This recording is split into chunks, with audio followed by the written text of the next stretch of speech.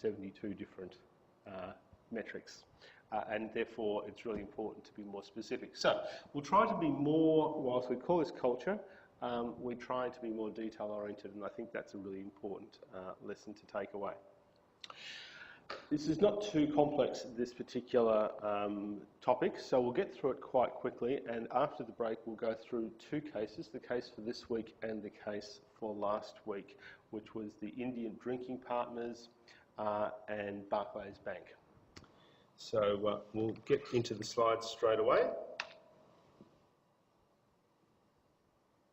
So the learning outcomes are to consider how the legacy or history or what has transpired in the organisation in the past influences its strategic capabilities, the market it supports and so forth. And we have to remember that culture takes a long period to build up. It's a consequence of rules, long-term selection processes, symbols, rituals and so forth. So there's, it inevitably is embedded in the history of the organisation. We need to remember that the things that we just assume about the culture, or we need to understand what it is we tend to assume about culture. We assume that culture continues and that you can rely on the can-do culture of your organisation, or you can rely on the perfection orientation of the culture of the organisation, or you can rely on the social responsibility feature of the culture. But it's important to recognise when we actually simply rely on these in an unspoken way, as opposed to actually maintaining and supporting those if they're a source of competitive advantage. And that leads us to the concept of strategic drift, where as a result of well-meaning actions and the change to the broader environment, what we've really concentrated on establishing and what we need to be like tend to separate out.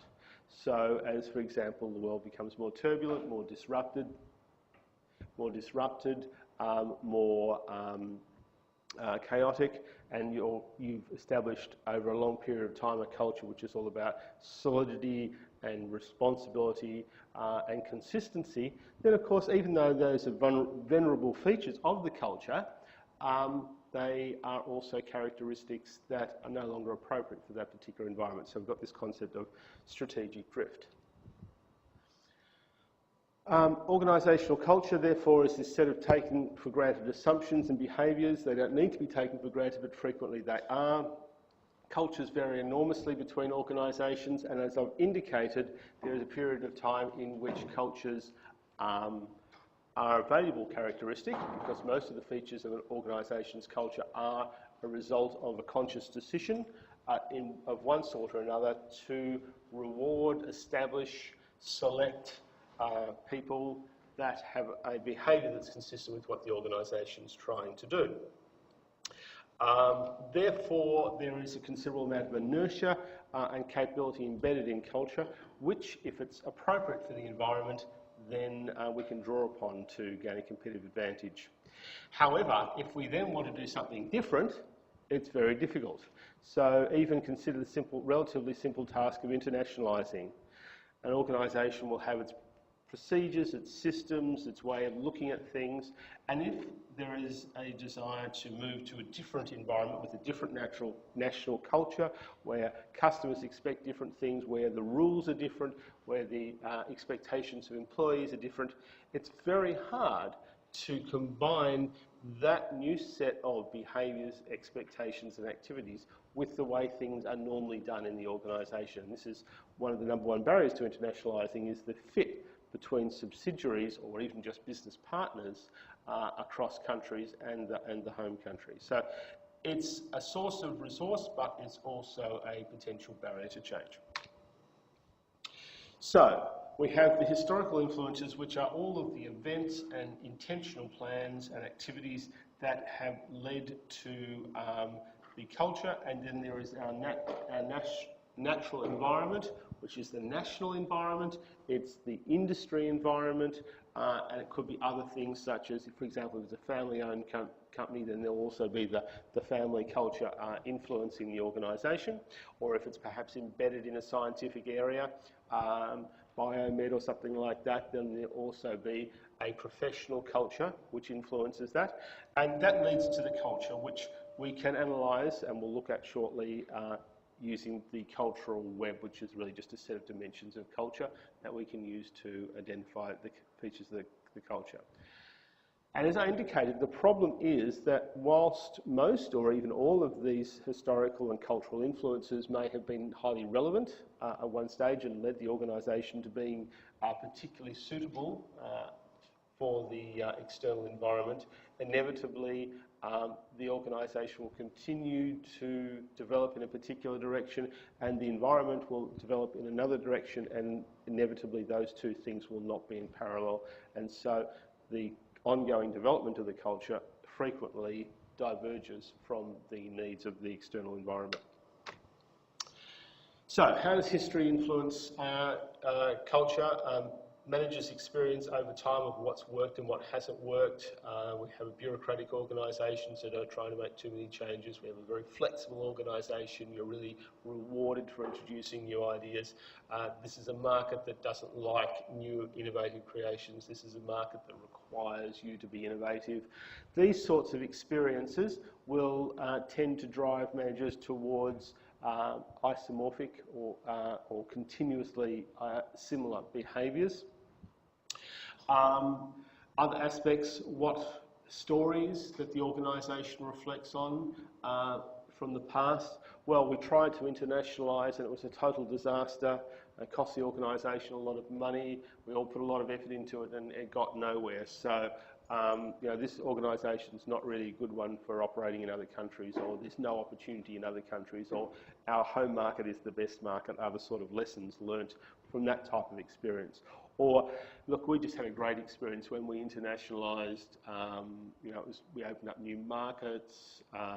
We made new friends. A lot of management team had periods of time in the other market, and they came back with new ideas. It's been really good. And so being culturally inclusive is a really good thing. So we have tend to have a very open culture, and if there's something new or interesting, we want to absorb that because we had a really good experience with it in the past. Now, a very interesting point, number 3, and there's a lot of evidence, even my own research has identified this. If an organisation is innovative, we tend to say innovative organisation is an organisation that comes up with a new product. So the cochlear implant company, hearing implant company in Australia is innovative because they developed a way of basically hardwiring a hearing aid right into your nerve connections in your brain, so that they're able to in a way that was never achieved before, provide hearing to seriously hearing impaired people who are nerve deaf and so forth. So that's a very innovative product, right? That's way out there. It's right at the front edge of medicine and the rest of it, and it's led to a lot of success. So we'll tend to say, well, it's a really innovative product, really creative. So that's an innovative organisation. However, what's more important in the long term is the capabilities of the organisation that made it able to produce that innovation. So the product is a symptom of an innovative capability, and organisations will tend to forget that they're so innovative. They just think that's normal and we came up with this great product and that's worked really well. But they forget that they have a fundamentally innovative culture. And that is the thing that will tend to enable them to continue to change. So organisations that come up with really different new products have a fundamentally change and difference and development accepting culture, and that works enormously well. So we come back to the example of internationalising. A lot of companies say we've got this innovative product, we've got a totally new car. Oh, we've got we're at the front end of the autonomous car market, and our cars are really leading the way there. So we're going to internationalise. We're going to go to China, and we're going to go to India, and we're going to do it there. And then they'll bring these great cars in. They say it's only $100,000, and of course there's no market for it in places like India or China, where those prices are prices that people don't pay for those sorts of vehicles. So then they'll find that their product is not saleable, and they'll think, oh no. But then, if they're a truly innovative organisation, they'll regroup and think, well, what is it that this market wants?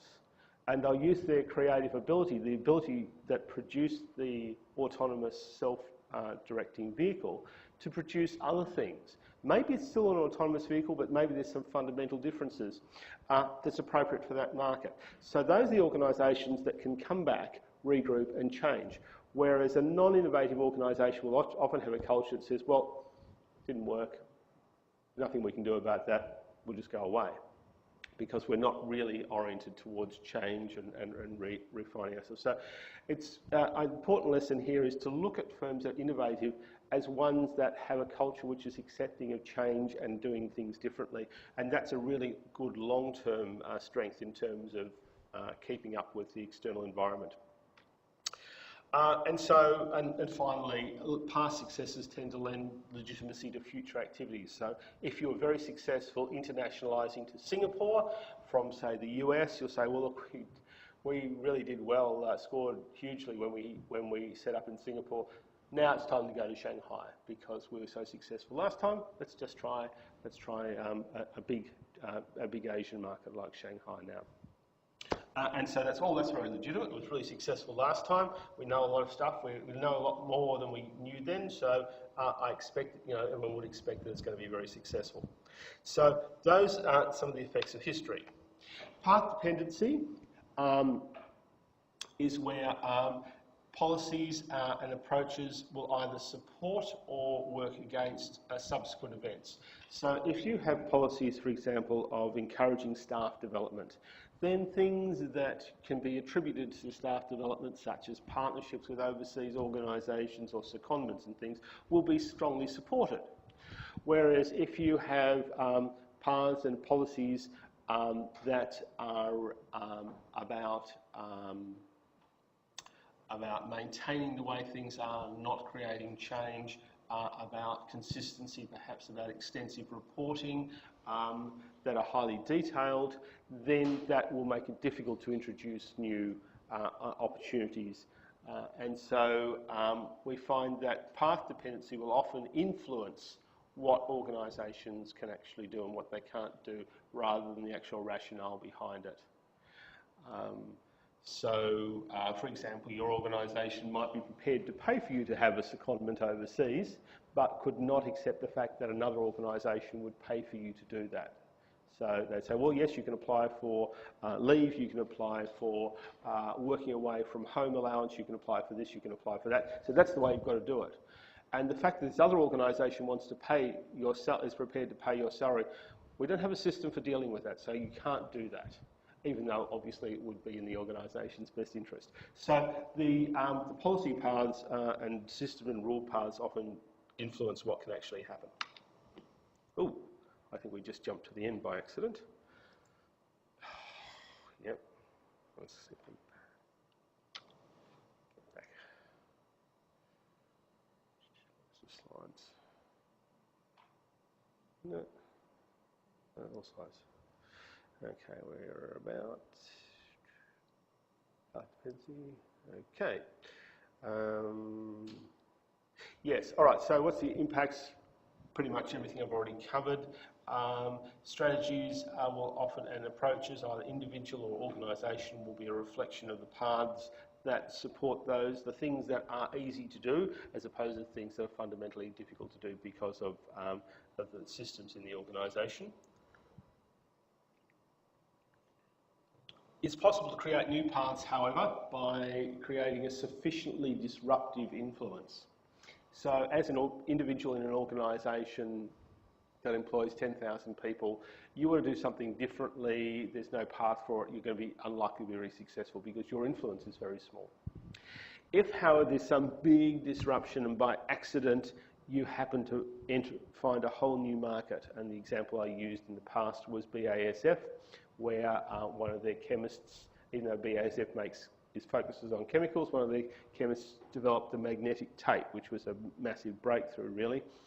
Had BASF said, wow, that's really exciting, let's pursue that, they would have entered a whole new market, and the deal would have been different because they would have said, well, this is big, this is huge, we have to accept the fact that our existing paths are not necessarily the appropriate ones because of the massive influence of this blue ocean, this new uncontested market, and we can't let the opportunity go. We can see that. So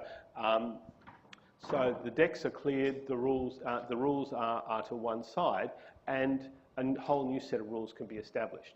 So the magnitude of the influence will often determine whether paths can be disrupted or not, and any disruption, any fundamental change is a good way of disrupting paths, whereas very low-level pressure, individuals, single managers, single staff, trying to push against the paths will generally find they don't have the disruptive influence.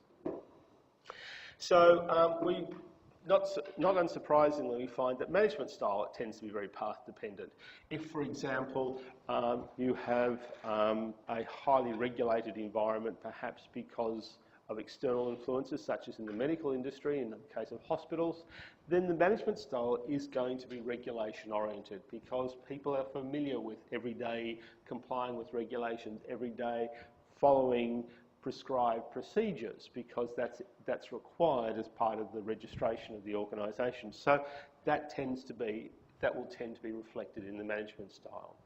Whereas if the paths were, if it was an art studio, perhaps a commercial art studio, then the paths would be, about what creative idea have you brought to us today, about sharing and developing and those sorts of activities, in which case, pretty obviously the management style is going to be about being inclusive, engaging and empowering, because that's a reflection of what normally happens.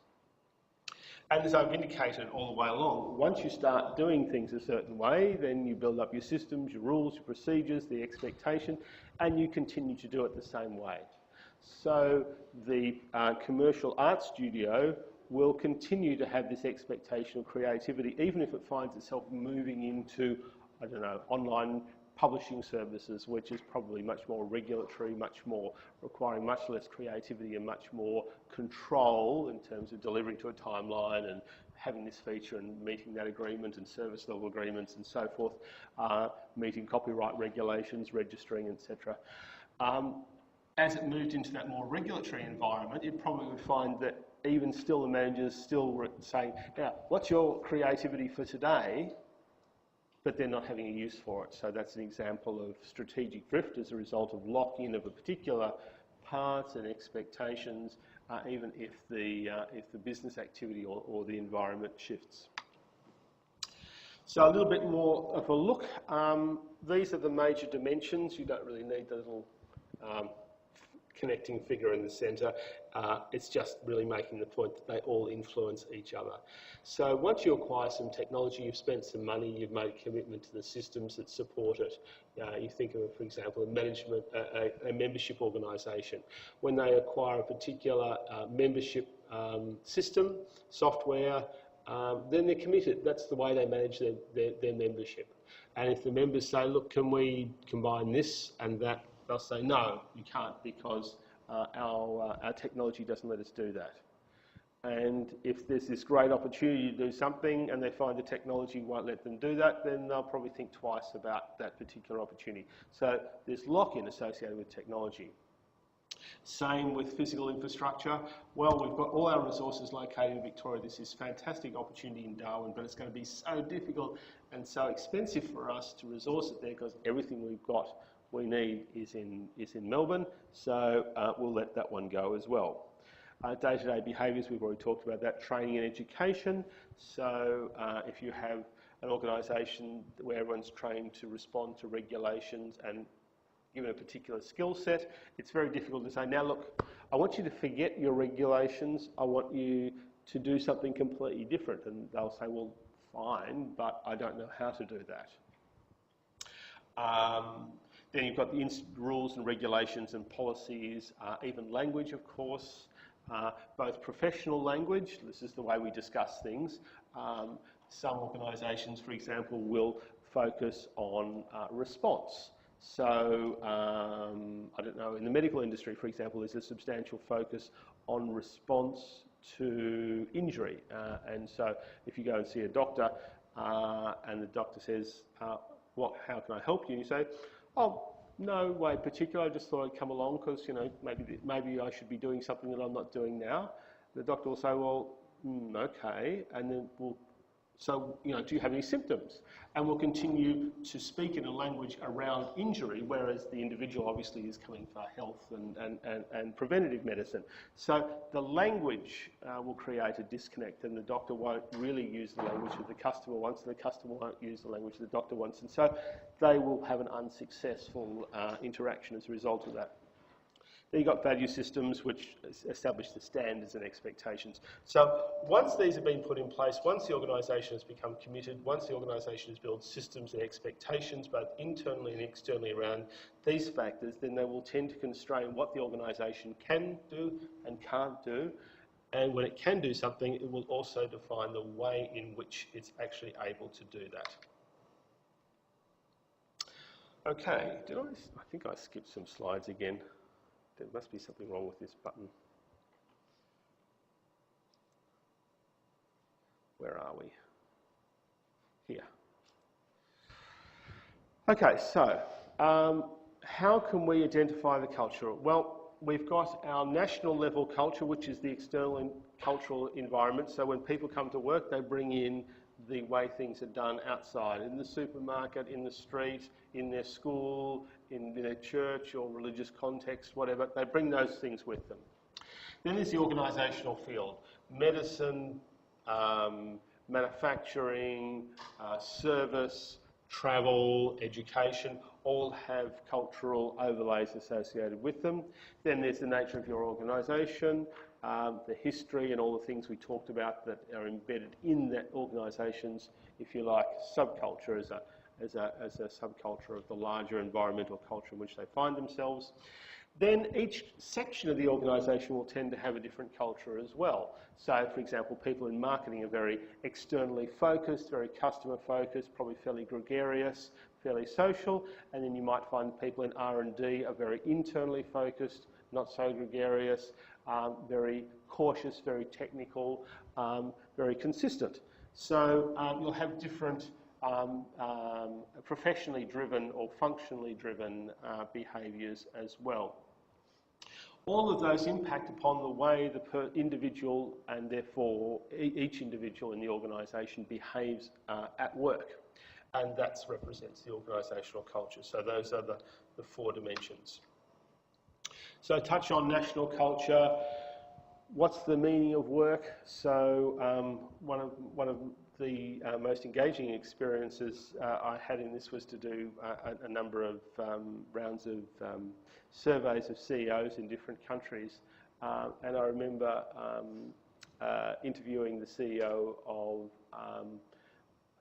of Mercedes-Benz Thailand, whose constant frustration was monthly going to the board meetings in Germany, in Stuttgart in Germany, and each board meeting he would have to explain why it was necessary to give people a bonus to turn up at work on Monday, because that was the national cultural expectation in Thailand, that if you came to work on a Monday, that was beyond normal work expectations, and so you normally would get a bonus for this commitment, and that was the way things worked in that country. But the board of directors in Munich said, but that doesn't make sense. They'd be paid to work 5 days a week. They should just come 5 days a week. You shouldn't give them a bonus. Don't give them a bonus. But of course, as soon as the CEO went back to the environment, they said, well, that's not going to work. If I don't give them a bonus, they're going to leave, or they're just not going to come on Monday. You can't fight against the national culture, and just because the board in Stuttgart wants that. So year after year, month after month, you have this same argument each time, and the German board would never understand why it was necessary. He would make the statement, but they wouldn't accept it, and of course there's no way his workforce were going to say, well, in every other organisation in this country, if you turn up on Monday, you get a bonus, so why would we not expect a bonus from you? So national culture will determine the way things work, what you have to do. It will create problems and challenges and opportunities. They're a reflection of the history, current events, economic conditions, the impact of religion, and all those other factors that create the institutions that we inhabit in any given country, in any given culture. They're reflected in things like standards. What's the expectation? In some countries, or going back to Germany, the standards are things should be of a high quality. So if you buy something and it breaks, you're really quite surprised. Then in other cultures, well, no, standards are about the fact things keep changing and there's nothing about permanency. So whether or not a product fails is not really important. What we're more interested in was how many features it had and how quickly the next version is available or how quickly it's updated. So they reflect different standards, expectations and values. And particularly, as I mentioned before, in the international context, you've got to be aware of the significant impact. I'm currently developing a theory which looks at the fact that businesses operating across cultures and environments like these have to transform or have a transition point at which all of these things that we've talked about change. Language changes, reporting systems change, currency changes, customer expectations and supply features. They're all transformed at a particular point. And for most organisations, this occurs on a fairly random basis. If it's say international, for example, where there's a big cultural divide, then the transition point can be anywhere. It could be, if it was the products, for example, it could occur at the docks, at customs, then some of it could occur online through online sales or e-commerce, and then other aspects could occur in the home country where documentation and promotional material was translated to suit the local market. And this is very out of control, really. There's no sense of where is the optimal location. And so this concept I'm developing says, actually for every organisation, depending upon the cultural gap, there's going to be an optimal position between the home country and the foreign country cultural environment where the most efficient translation will occur. If it's very close to the home country, then everything that comes out of that back to the home country will be very much consistent with the way things are done in the home country. And if this point of translation is very close to the host country, the target country, then everything that comes out towards the target country will be very consistent with the way things are done, but very inconsistent with the way things are done in the home country. And so there must be, for every organisation, depending on its cultural flexibility, there must be some balance point, the optimal point at which to transform what you do to the local market and all the information and everything that comes back the other way. So to give a simple example, for an Australian company, they will typically have, without really perhaps understanding why, they'll say, we're going to have a local office in Hong Kong to service China. The reason is we can do business more easily through Hong Kong than we can directly in China. When we had tried having a subsidiary in Shanghai, it was really difficult. They had no problem with dealing with the local market, but really the gap between the way our Shanghai office worked and we worked was too great, and we weren't very effective. But we found that in Hong Kong, people in Hong Kong, we can have a subsidiary in Hong Kong, and they're really quite compatible with us, but they still understand enough about mainland Chinese markets. So that would work really well. So for an Australian company with enough flexibility to work very comfortably with staff in a location in Hong Kong, that would be a logical transition point.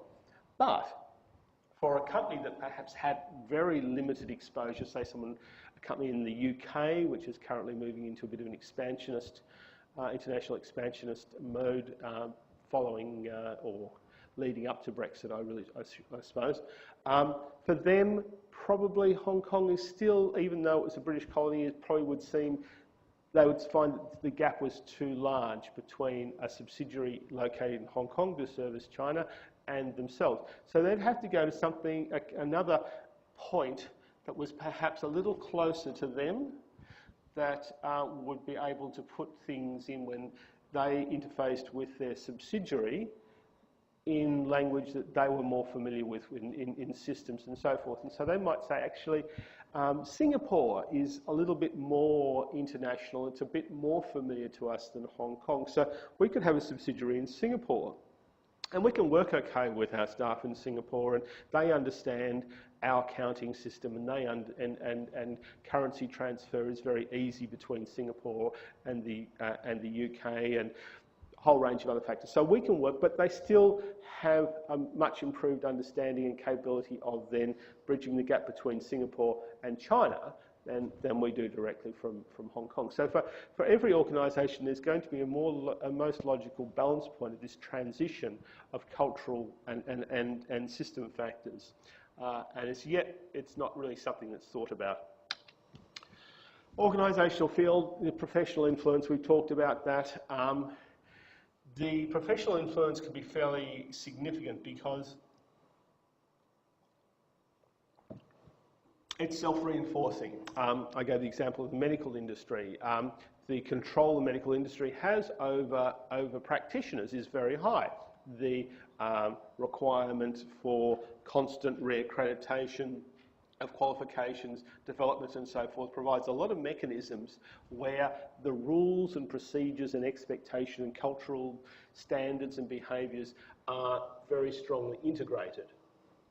So organisational fields in particular are very effective at ensuring a high degree of consistency and will have a significant influence on the organisation, particularly the more professional organisations. So if you consider, say, for example, a firm of architects, then the profession of architecture will have a huge impact on the culture of the organisation.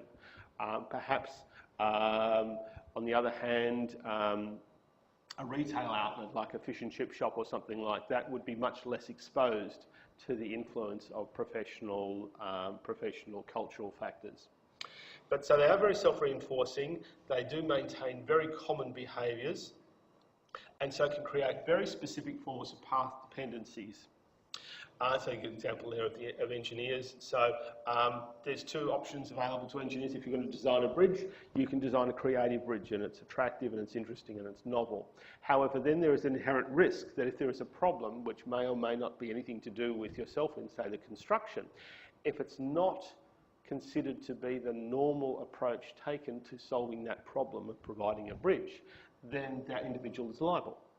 Whereas if an assessment says, well, yes, the bridge did fall down, you know, there was loss and other problems associated with it, but the design you produced is what would normally be done by an engineer given these conditions, then the individual is not liable.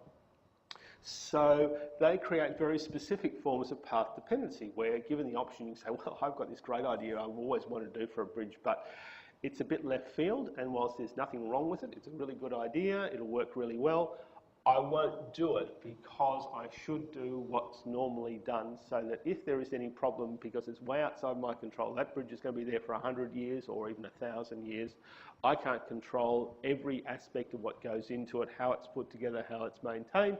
So as a result, I've got a bit of long-term exposure to that, and whilst I'd love to do my really creative one, the risk is too great to me personally, so I will just produce your standard bridge that everyone else would produce in response to that. So they create very specific forms of path dependency, and clearly in this case, a reduction in innovative approaches to bridges.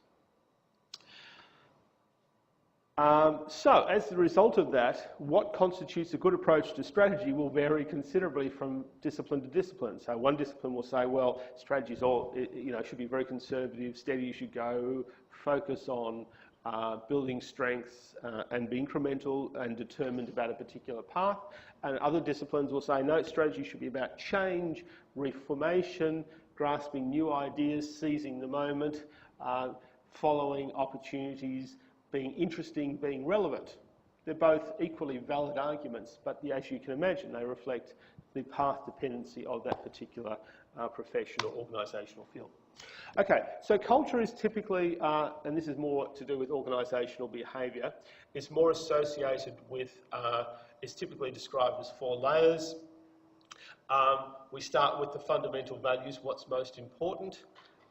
Then that creates sets of beliefs as to what people should do to pick up on what's most important. These beliefs then are reflected in the actual behaviours of the individual in terms of what they actually do. And then finally, we see the effect, which is how the organisation works. And yes, there's quite a nice little quote here. Culture is what people do when no one is watching. That is their natural behaviour. And it's certainly the case that there will be a gap between what the organisation is trying to do and its existing culture. And one of the typical approaches for modifying culture is to try to encourage new behaviours. Now, in a well-established culture, trying to encourage or bring in new behaviours means that there are behaviours that you're asking for or expecting and rewarding that are not consistent with the values and beliefs. Otherwise, they would be a different set of behaviours. So the situation results that at least in the short term, until values and beliefs adjust to the new set of behaviours, which could take 10 or even 20 years in long-term established organisations, where basically whole cycles of employees move through until you've got all new staff complying with the new set of expected behaviours. You've got people who say, okay, I know that we've been a really conservative organisation. This is the Bank of England, and it's all about doing things the right way and the Bank of England way and not changing. But now I'm being rewarded for being creative. I'm being asked to be creative. So when people are watching, I'm going to present myself as being creative. But the values and beliefs of the Bank of England are about conservative, non-creative behaviour. So when no one's watching,